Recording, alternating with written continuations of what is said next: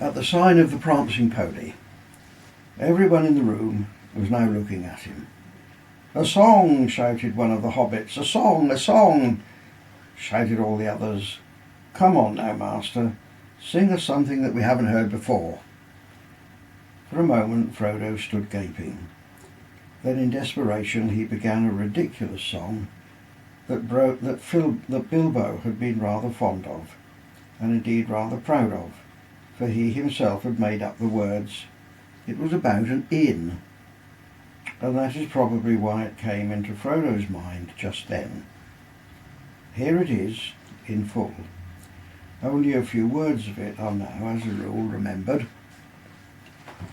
There is an inn, a merry old inn, beneath an old grey hill, and there they brew a beer so brown that the man in the moon himself came down one night to drink his fill.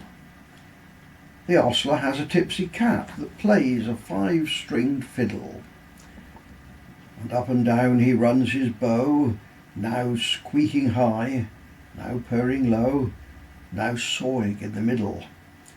The landlord keeps a little dog that is mighty fond of jokes. When there's good cheer among the guests, he cocks an ear at all the jests and laughs until he chokes. They also keep a horned cow, as proud as any queen, but music turns her head like ale, and makes her wave her tufted tail and dance upon the green. And oh, the rows of silver dishes and the store of silver spoons.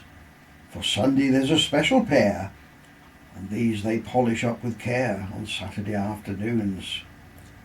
The man in the moon was drinking deep, and the cat began to wail. A dish and a spoon on the table danced. The cow in the garden madly pranced, and the little dog chased his tail. The man in the moon took another mug.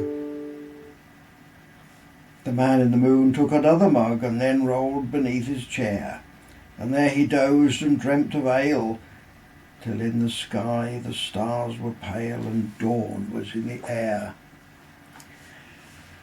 Then the ostler said to his tipsy cat, "The white horses of the moon, they neigh and champ upon their bits, but their master's been and drowned his wits, and the sun'll be rising soon."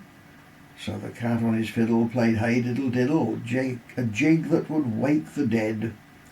He squeaked and sawed and quickened the tune, while the landlord shook the man in the moon. "It's after 3, he said. They rolled the man slowly up the hill and bundled him into the moon, while his horses galloped up in rear, and the cow came capering like a deer, and a dish ran up with a spoon. Now quicker the fiddle went diddle, diddle dum diddle. The dog began to roar, the cow and the horses stood on their heads. The guests all bounded from their beds and danced upon the floor. With a ping and a pong the fiddle strings broke. The cow jumped over the moon, and the little dog laughed to see such fun, and the Saturday dish ran off at a run with the silver Sunday spoon. The round moon rolled beneath the hill as the sun raised up her head.